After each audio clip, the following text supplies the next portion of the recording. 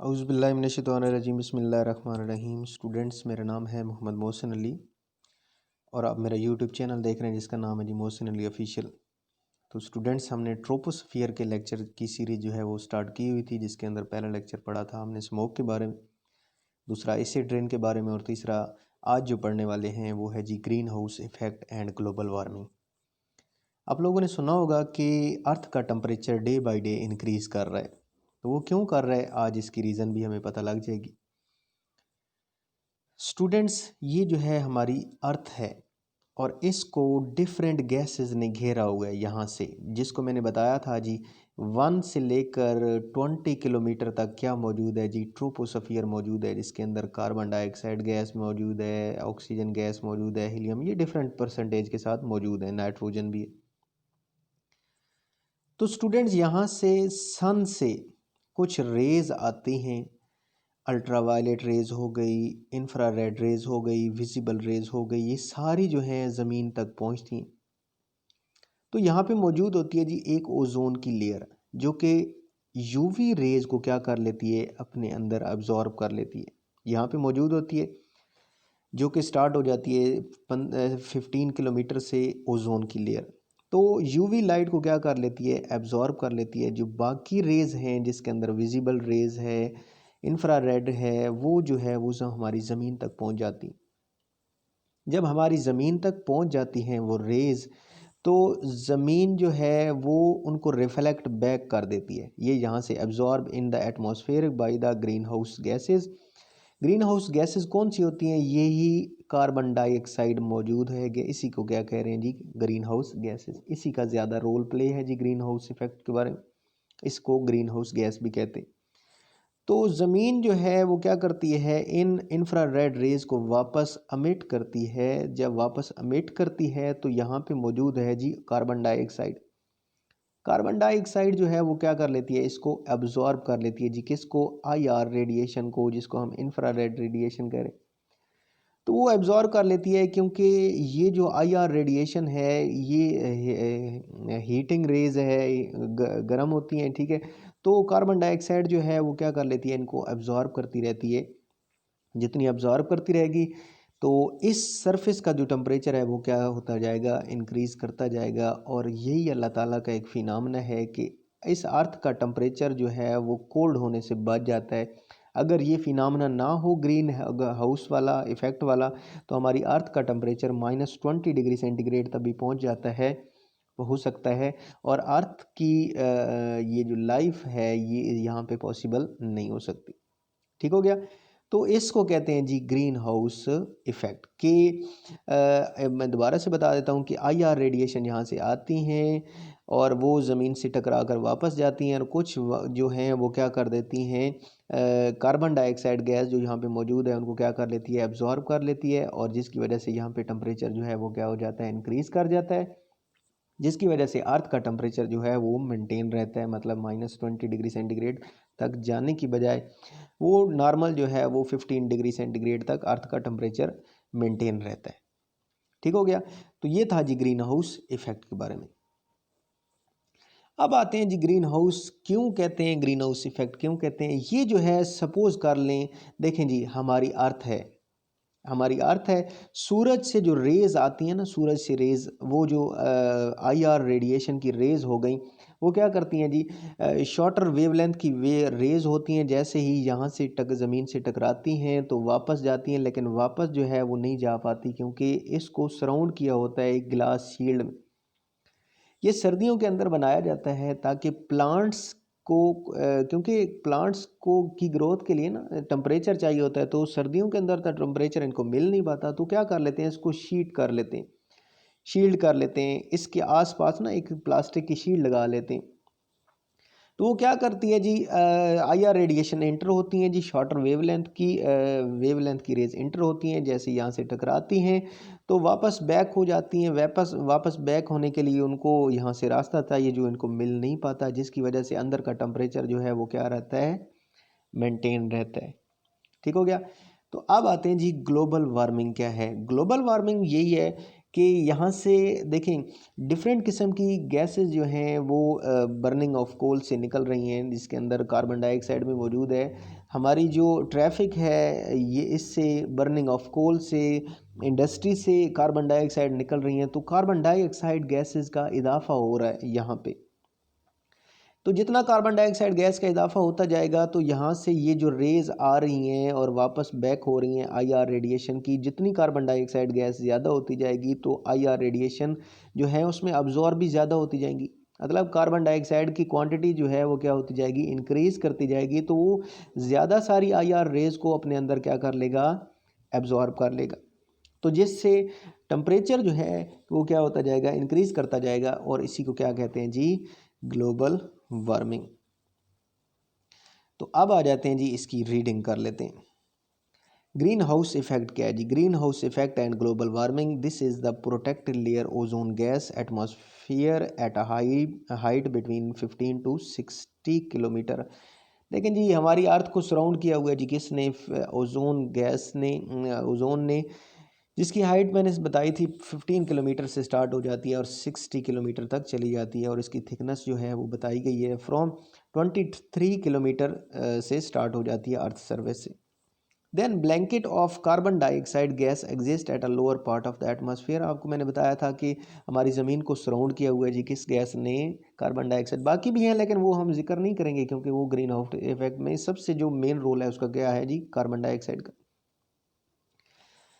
Now when sunlight consisting of ultraviolet rays, visible rays, infrared rays fall into top of the atmosphere, कि जब सूरज से ultraviolet rays, visible raise और infrared rays ज़मीन तक पहुंचती हैं, और विजिबल रेज जो हैं यूवी रेज, तो उनको तो ओजोन गैस क्या कर लेती है, अपने अंदर अब्जॉर्ब कर लेती है, लेकिन बाकी जो रेज हैं ये वाली विजिबल एंड इंफ्रारेड वो ज़मीन तक पहुंच जाती।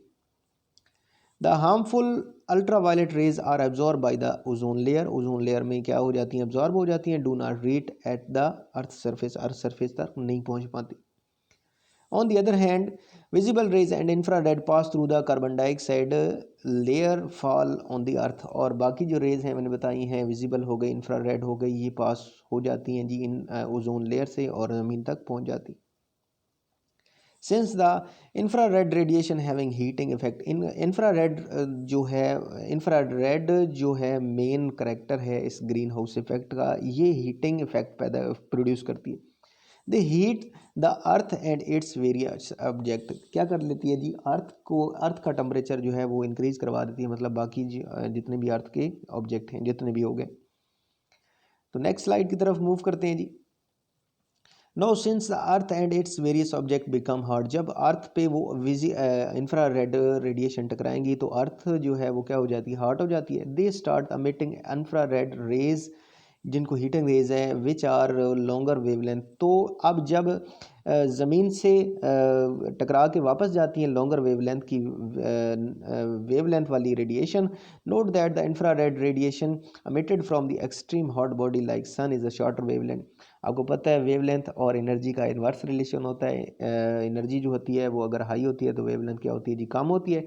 जो सन से आ रही हैं वे इंफ्रारेड रेज, उनकी वेवलेंथ कम होती है, मतलब उनकी एनर्जी हाई होती है, और जो ज़मीन से टकरा कर वापस जा रही हैं उनकी एनर्जी जो है वो कम होती है और वेवलेंथ क्या होती है, ज़्यादा होती है। The infrared radiation of longer wavelength emitted from by the earth, मतलब जो ज़मीन से टकरा कर वापस जा रही हैं object are absorb by the carbon dioxide layer in the atmosphere, जो ज़मीन से टकरा कर वापस जा रही हैं, बैक जा रही थी, तो उनको कार्बन डाइऑक्साइड की लेयर क्या कर लेती है, एब्जॉर्ब कर लेती है। Thus we see that the presence of carbon dioxide at the atmosphere does not allow to infrared radiation reflected by the earth surface to go the atmosphere, के carbon dioxide उनको नहीं अलाउ करती कि वापस जो है वो एटमॉस्फेयर के अंदर जाएं, अपने अंदर अब्जॉर्ब कर लेती है। In other word we can say that the layer of the carbon dioxide gases in the atmosphere trap the infrared radiation coming from the earth surface. क्या करती है कि इन कार्बन डाइऑक्साइड की लेयर जो है वो ट्रैप कर लेती है, मतलब पकड़ लेती है, अपने अंदर काबू कर लेती है कि इनको जी आईआर रेडिएशन को, जो अर्थ सरफेस से आ रही हैं। These trap infrared rays heat the earth and atmosphere, अर्थ का एटमॉस्फेयर जो है वो क्या कर लेती हैं, इंक्रीज कर लेती हैं, क्योंकि कार्बन डाइऑक्साइड जो अर्थ को जिसने सराउंड किया है वो उसके अंदर क्या कौन सी रेडिएशन आ गई है भाई, रेज आ गई हैं भाई, इंफ्रारेड रेज आ गई। Heat of the earth due to the trapping of the infrared radiation reflected from the earth's surface by carbon dioxide layer in the atmosphere is called greenhouse effect। इसी को क्या कहते हैं भाई, ग्रीन हाउस इफेक्ट कहते हैं। क्योंकि green house effect भी ऐसा ही है, क्योंकि ग्रीन हाउस इफेक्ट जो है ना वो प्लांट्स लगे हुए थे, मैं दोबारा इसको बता देता हूँ, ये प्लांट्स लगे हुए हैं, आईआर रेडिएशन आती हैं जी, वापस इधर से गुजर के आ जाती हैं और अंदर का टेम्परेचर जो है वो क्यों इंक्रीज़ कर जाता है, क्योंकि रेज जो है वो बाहर नहीं निकल सकती।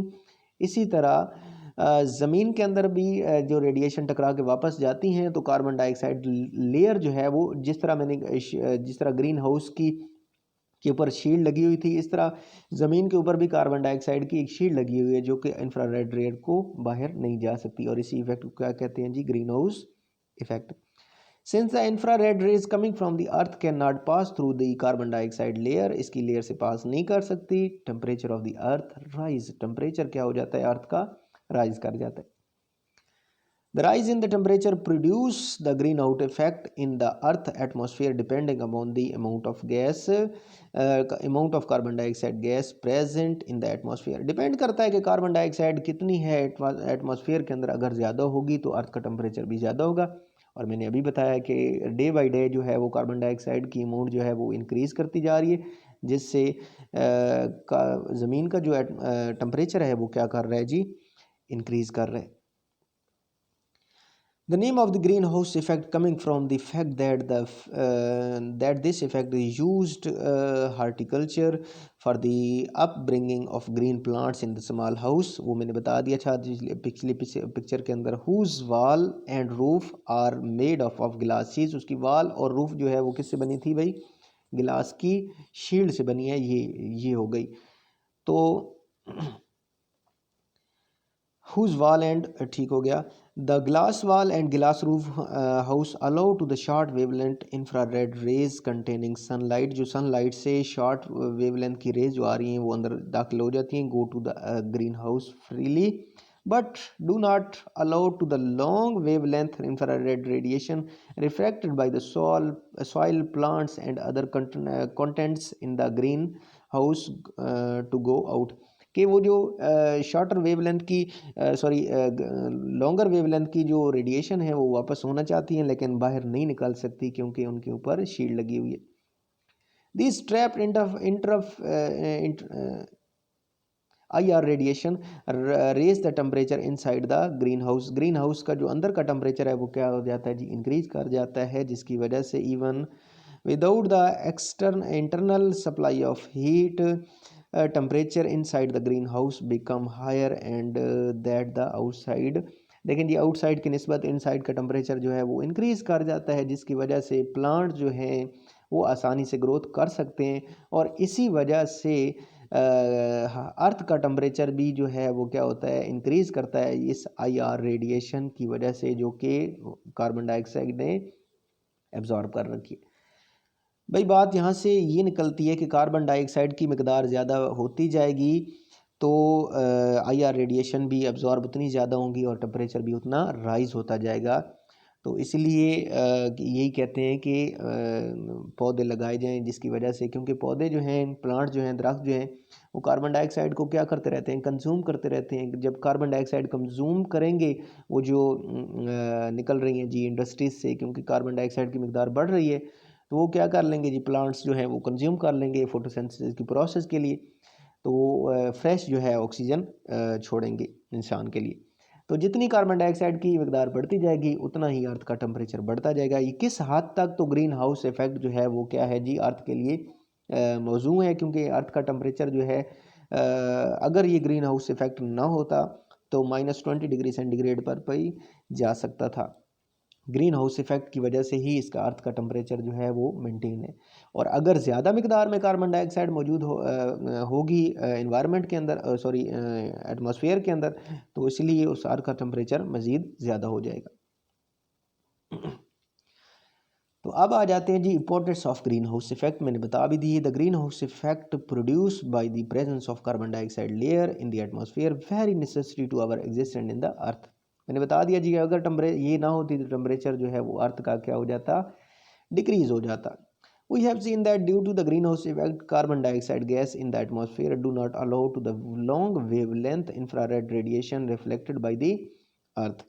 कि IR रेडिएशन जो है वो वापस जैसे ही एटमॉस्फेयर की तरफ जा रही थी तो कार्बन डाइऑक्साइड ने उनको क्या कर लिया, इंट्रैप कर लिया। To go to the atmosphere, hence the temperature of the earth surface and atmosphere increase. Earth surface और उनका टेम्परेचर जो है वो क्या कर जाता है, इंक्रीज कर जाता है।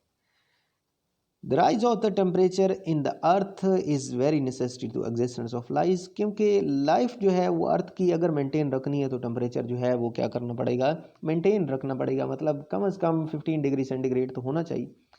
आप खुद सोचें कि -20 डिग्री सेंटीग्रेड तक हो गया, अगर ग्रीन हाउस इफेक्ट ना होता तो पानी जो है तो वो 0 डिग्री सेंटीग्रेड पर जमना स्टार्ट हो जाता है, तो लाइफ की एग्जिस्टेंस जो है वो पॉसिबल नहीं थी।